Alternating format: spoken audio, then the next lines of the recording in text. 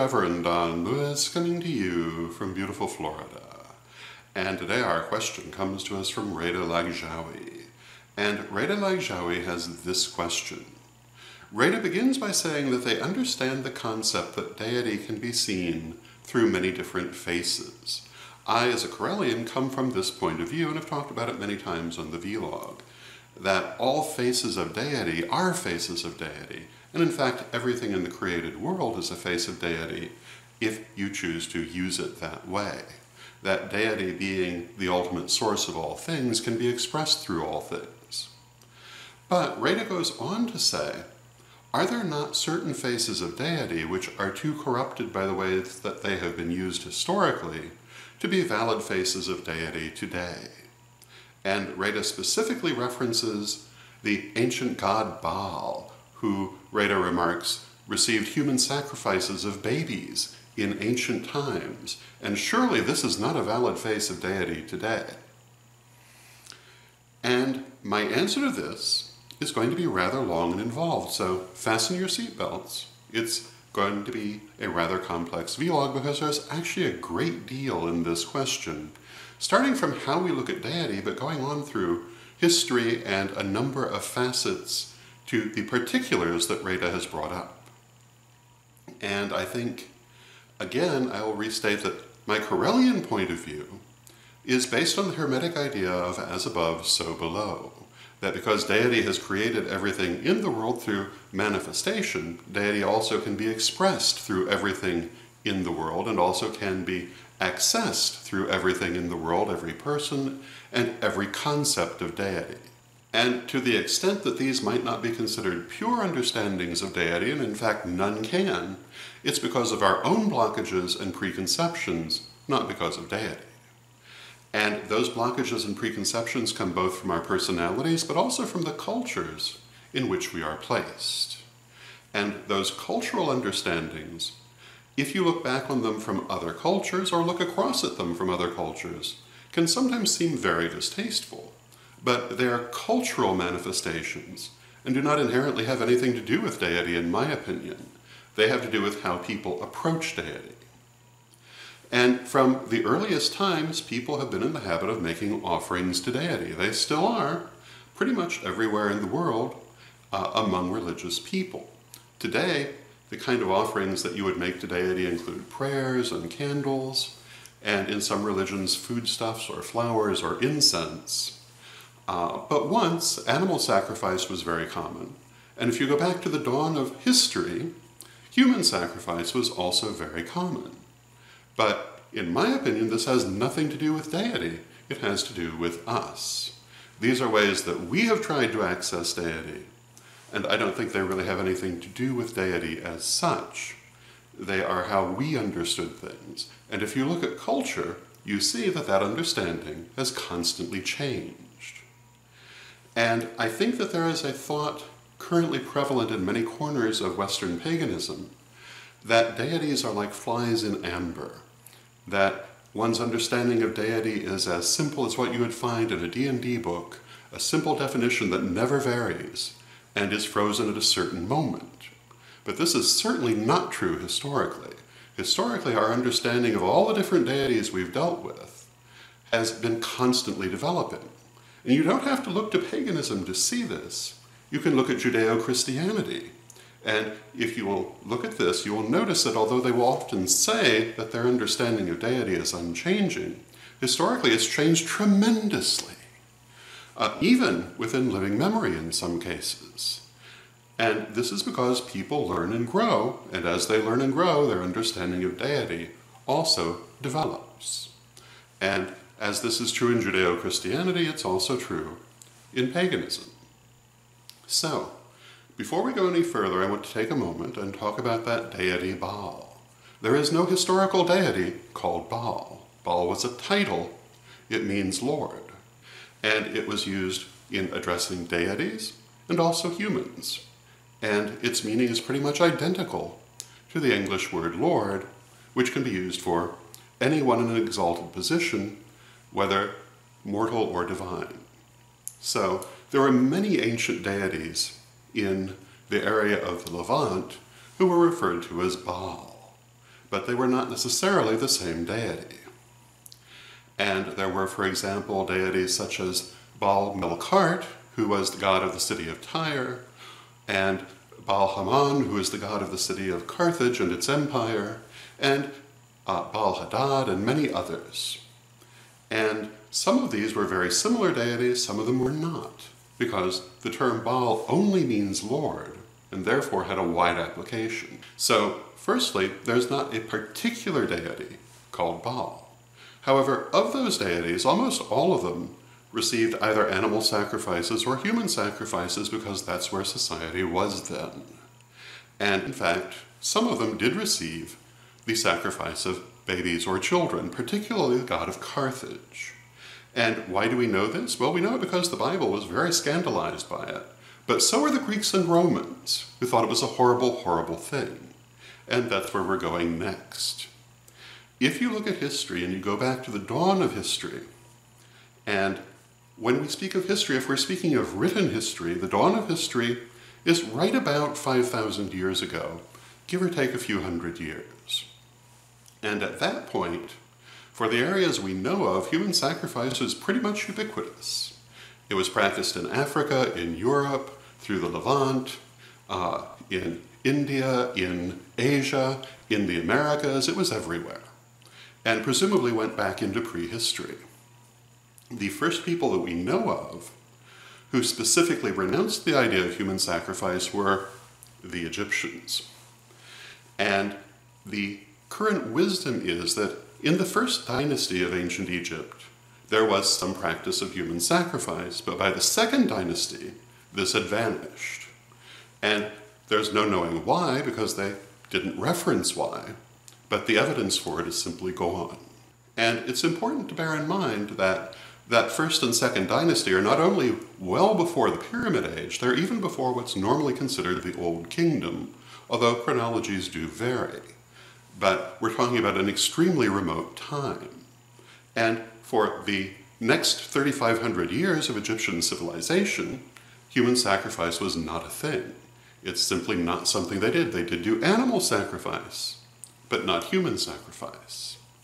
Unlike some later people, they also don't seem to have particularly cared what their neighbors did, but they themselves did not do this.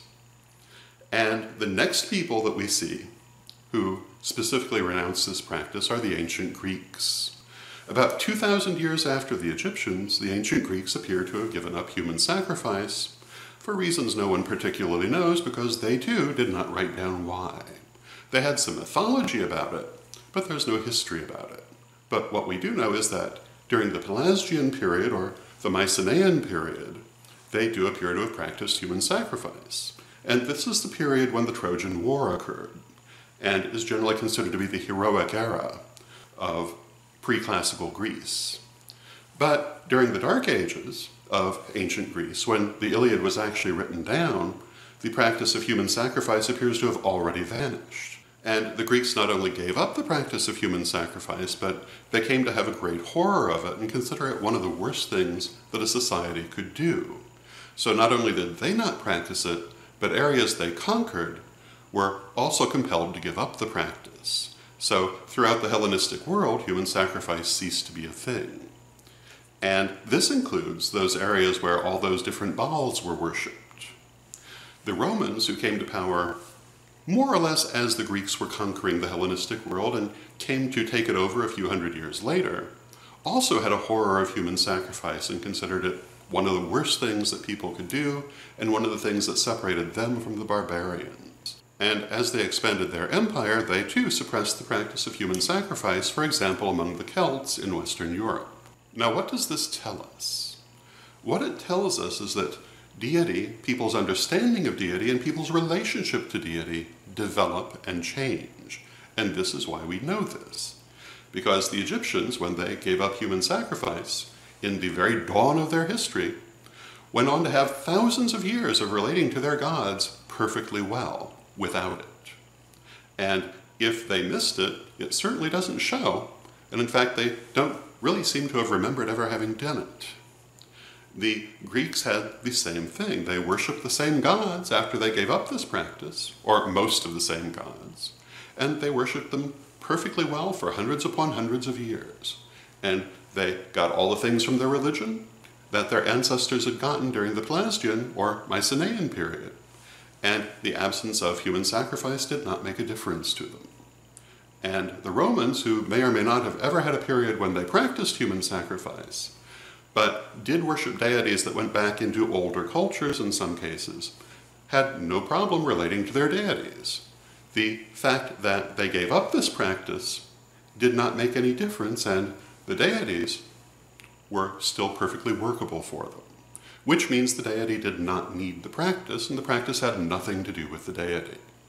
In Western Europe, in the Celtic peoples under the Roman Empire, again, this practice was suppressed, but those Celtic gods continued to be worshipped for hundreds of years more by people who were apparently quite happy with where their religion was, without the human sacrifices their ancestors had practiced.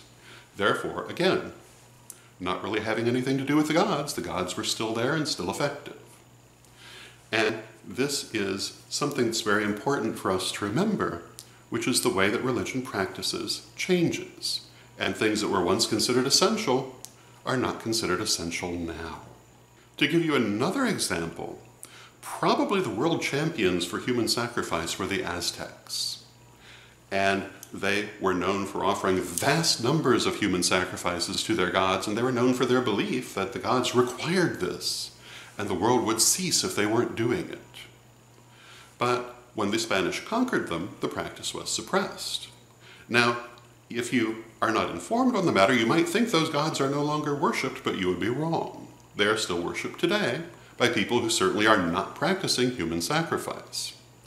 In particular, I had an experience with this some years ago when the Archpriestess Dina, who was the leading member of the Fellowship of Isis in Chicago, brought in Aztec dancers for one of her conventions. And they began their ceremony with an offering to their ancient gods, specifically Ometecuhtli, Quetzalcoatl, and Ehecatl. And the offering they made was of simple foodstuffs. There was no human sacrifice, no chicken sacrifice, simple foodstuffs.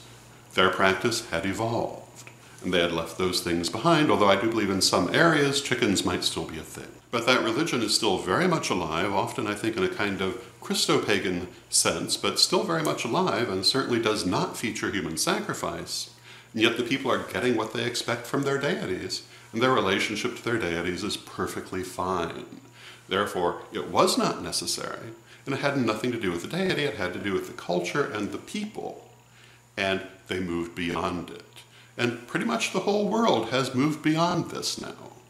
And although animal sacrifice is still practiced by some traditions around the world, most of the world has also moved beyond that, and the deities are still just fine. So, when we talk about whether a certain image of deity can be polluted by people's practices, I would say people's practices have nothing to do with it. And your relationship to deity is your relationship. And it's also worth bearing in mind that in a lot of cases, the question of what is a human sacrifice versus what is an execution is a little hazy and often is simply a matter of who's speaking. For example, we just mentioned the Aztecs, who were known for vast, multiple human sacrifices. But at the very same time, the Roman Catholic Church in Spain was doing something called the auto da fe, which was a large religious execution of numerous people at once. And they did this because they believed they had to do it to secure their God's favor, and if they did not do it, they would be subject to divine punishment. And this was carried out for religious reasons, in religious contexts, and while the priesthood themselves did not do the killing, they gave the order in effect. And I don't really see why this would not also be considered a human sacrifice. And in the fullness of time, the French Revolution occurred, and the armies of the Republic put an end to the autos da fe, and Jehovah and Jesus did just fine without those deaths. And Spanish Christians were perfectly able to worship their gods and have a good relationship with them without having to kill anyone to do so. And so all of these religions have evolved, and they'll continue to evolve as we go into the future. And this is true in terms of our understanding of things like human sacrifice and animal sacrifice, but also gender equality, Ideas about slavery, which was once also universal and now is mostly gone from the world. Ideas about sexual orientation. Our ideas evolve and our religions evolve with them. But as for deity, deity is transcendent in all its forms. And our cultural expressions are not a binding on deity, they are only binding on us. So that would be my answer. And again, it basically comes down to your relationship with deity. And what people may have believed 5,000 years ago is really irrelevant to that. And equally important, if you know history and look at history, you will see that those beliefs changed over time. And this is pretty much beyond question if you know history. So the idea that gods are flies in amber, or that they can be contained in a couple of paragraphs in a book, and they were always looked at the same way, is simply false. And it's easy to prove that by simply studying history. So those would be my thoughts on the matter. I hope you find them helpful, and until next time, may you blessed be. Hello, this is Reverend Don Lewis coming to you for Pagans Tonight Radio. Pagans Tonight Radio is an online radio network with different hosts and different shows 7 nights a week. There's something for every taste, including Spanish language programming on Saturday evening. Check out paganstonight.com today.